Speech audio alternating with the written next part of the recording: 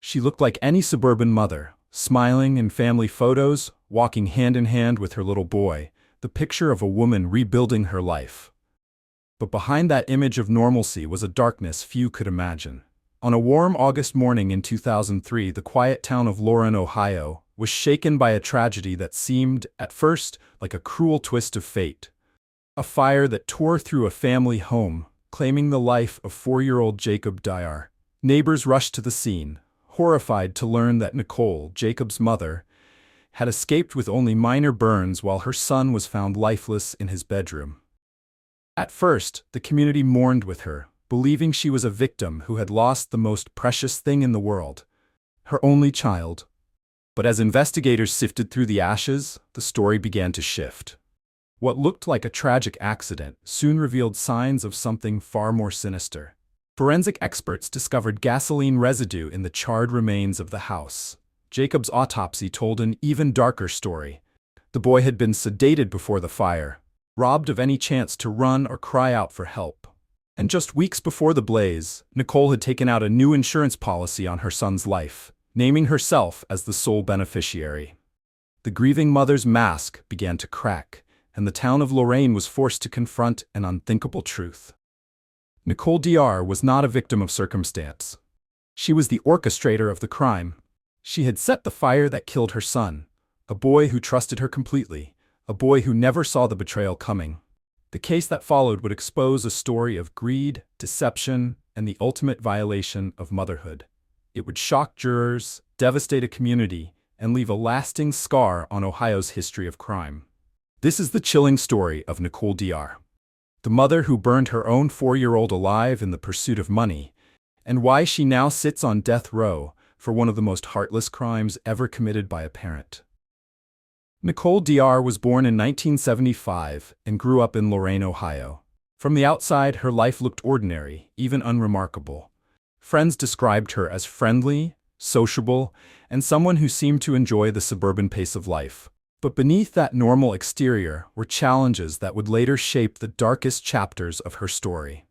By her late 20s, Nicole had become a single mother raising her only son, Jacob. To many in the community, she appeared to be devoted to him. Neighbors often saw them together in the yard, Jacob running with his toys while Nicole watched over him.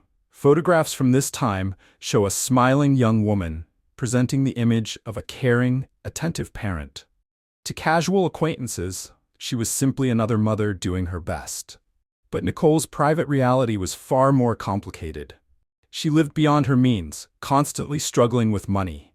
Records later revealed she was drowning in debt, trying to maintain a lifestyle she couldn't afford. She enjoyed expensive outings, clothes, and a standard of living that outpaced her income. Creditors loomed, bills piled up, and the pressure only grew heavier as time went on. Jacob, meanwhile, was the one bright spot in her life.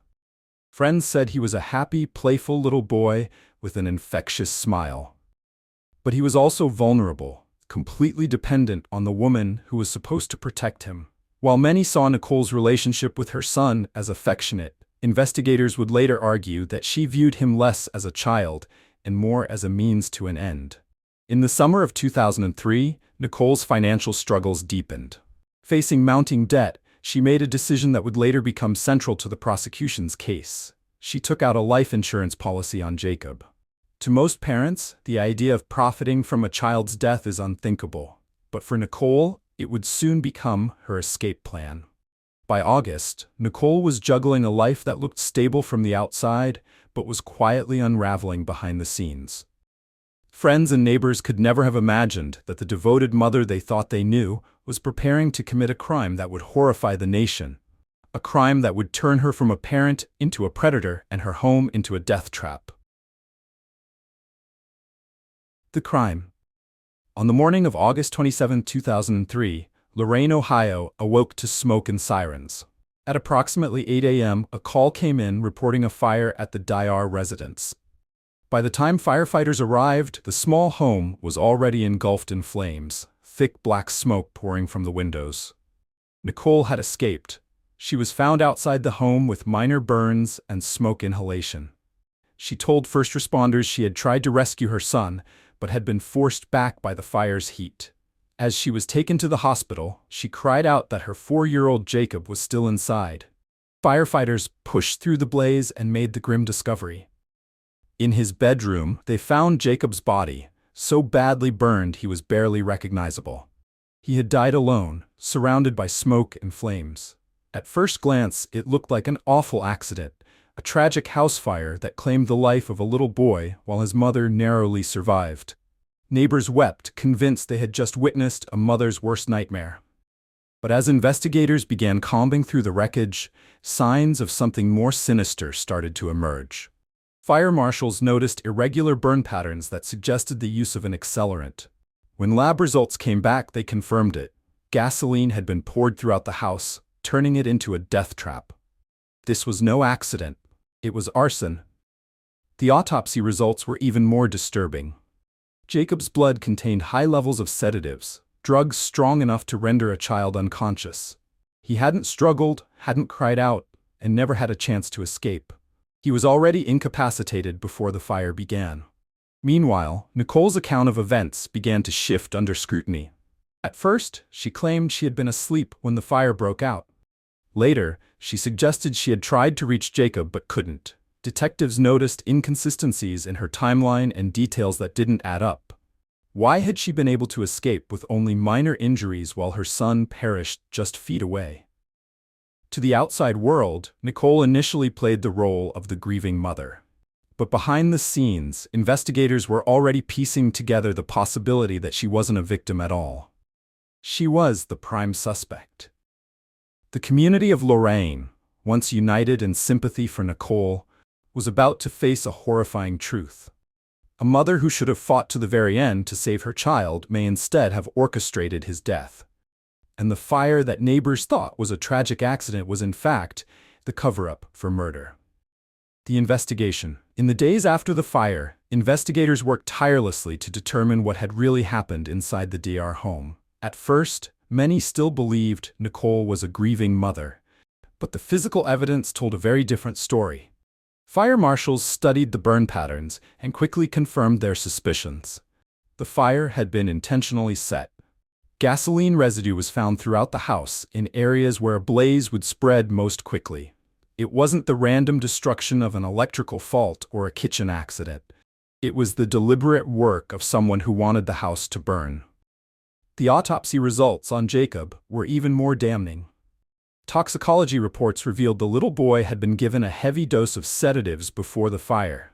The drugs left him unconscious, unable to move, scream, or escape. For investigators, it was the smoking gun. Whoever started that fire had ensured Jacob would be helpless, guaranteeing his death. Attention turned to Nicole. Detectives began re-examining her statements, and the inconsistencies became impossible to ignore. She claimed she had tried to reach Jacob but couldn't because of the smoke and flames. Yet firefighters noted she had no serious injuries, no burns, no signs of having pushed through the inferno to save her child. Her story shifted slightly each time she retold it, leaving investigators convinced they were dealing with more than grief. Then came the financial motive. Records revealed that just weeks before the fire, Nicole had taken out a life insurance policy on Jacob. The policy, worth thousands of dollars, named Nicole as the sole beneficiary. Combined with her mounting debts, the picture became clearer. Investigators believed she had murdered her son for money. Detectives also uncovered her spending habits. Nicole lived well beyond her means, often buying luxuries she couldn't afford and juggling debts she had no way to pay. To prosecutors, Jacob's death was not the result of a moment of madness. It was the calculated decision of a woman who saw her child as a financial asset. As these details came to light, public sympathy for Nicole evaporated. Neighbors who had wept for her at first began to express anger and disbelief. The image of a devoted mother crumbled, replaced by the portrait of a manipulative killer who had betrayed the most sacred bond of all. By the end of the investigation, the evidence was overwhelming. Accelerant residue, sedatives in Jacob's body, shifting stories, and a financial motive. What had begun as a case of accidental tragedy was now officially ruled a homicide. And in 2004, prosecutors charged Nicole Diar with aggravated murder, arson, and child endangerment, charges that would put her on the path to death row. Trial and sentencing. The trial of Nicole Diar began in 2005, nearly 2 years after the fire that killed her son. By then, the public's perception of her had shifted completely. The woman once pitied as a grieving mother was now seen as a manipulative killer who had betrayed the most sacred trust, the love between a mother and child. The prosecution's case was built on cold, devastating evidence. Arson experts testified that gasoline had been poured throughout the Diar home, pointing to deliberate intent. Toxicologists confirmed that Jacob had been drugged with powerful sedatives before the fire was set, and financial records revealed the life insurance policy Nicole had taken out just weeks earlier, naming herself as the sole beneficiary. But it wasn't only the science that shocked jurors. Prosecutors painted a vivid picture of Nicole's life, a woman living far beyond her means, buried in debt and desperate for money. They argued that she saw her son's death not as a tragedy, but as a payday. The image of Jacob, unconscious and defenseless, left jurors visibly shaken. The defense, meanwhile, tried to cast doubt. They suggested the fire could have been accidental, perhaps caused by faulty wiring or some other unforeseen factor. They argued that Nicole's shifting statements were the natural result of trauma, not deceit, and they pointed to her minor injuries from the fire as proof she had tried to save her son. But against the weight of forensic evidence, the arguments fell flat. The most emotional moments came when jurors were shown photographs of Jacob's charred body. Several openly wept. Others turned away, unable to look. Prosecutors reminded them that this was not just evidence. This was a child whose final moments had been stolen by the very person who should have protected him. Nicole herself sat in court mostly expressionless. Observers noted her lack of visible emotion, even as the most graphic details of her son's death were laid out before the jury. To many, her demeanor reinforced the prosecution's argument that she was cold and calculating, unmoved by the suffering she had caused. After weeks of testimony, the jury deliberated. It did not take long. They found Nicole Diar guilty of aggravated murder, arson, and child endangerment. In the sentencing phase, prosecutors urged the jury to impose the ultimate penalty: death. They argued that the crime was not only premeditated, but aggravated by its cruelty, drugging a child, burning him alive, and doing so for financial gain. The defense pleaded for mercy, emphasizing that Nicole was a mother and that executing her would serve no purpose. But jurors were unmoved. They weighed the evidence, the brutality of the crime, and the betrayal of maternal trust. In the end, they delivered their verdict: death. Nicole Diar was sentenced to die by lethal injection, making her one of the few women on Ohio's death row. For the community of Lorain, the sentence was both justice and tragedy. Justice, because Jacob's short life had been avenged. Tragedy, because the very person who should have loved him most had been the one to take his life. The courtroom closed, but the haunting images of the case lingered: a mother's face, a child's death, and a crime too cruel to ever forget. Aftermath and reflection. After her conviction, Nicole Diar was transferred to the Ohio Reformatory for Women, where she remains on death row. For nearly 2 decades, she has lived in isolation, awaiting the outcome of appeals that have done little to change her fate. Her name is etched into Ohio's history as one of the state's most infamous female killers. In the years since her sentencing, public memory of Nicole has been shaped less by her as a person and more by the horrifying image of her son. Jacob is remembered as a joyful, playful boy whose life ended in unimaginable cruelty. For Lorain, the echoes of that August fire never truly faded. The neighborhood that once rallied around Nicole now recalls the betrayal of misplaced sympathy, how they comforted a woman who, in truth, had engineered the tragedy. Nicole's case also became a point of discussion in the broader debate over capital punishment. Some argued that even those guilty of terrible crimes should not face execution, while others insisted that if ever there was a case for the death penalty, it was this one: a mother drugging and burning her own child for money. That tension continues to hang over her story, raising difficult questions about justice, punishment, and mercy. But perhaps the most haunting part of the case is the way it shattered the natural order of life.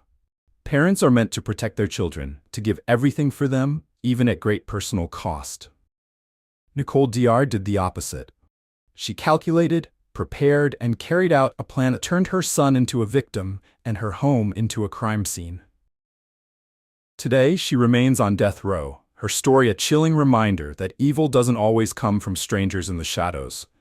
Sometimes it comes from the very person a child trusts the most. For the people of Ohio, and for anyone who hears Jacob's story, the case stands as both a warning and a wound.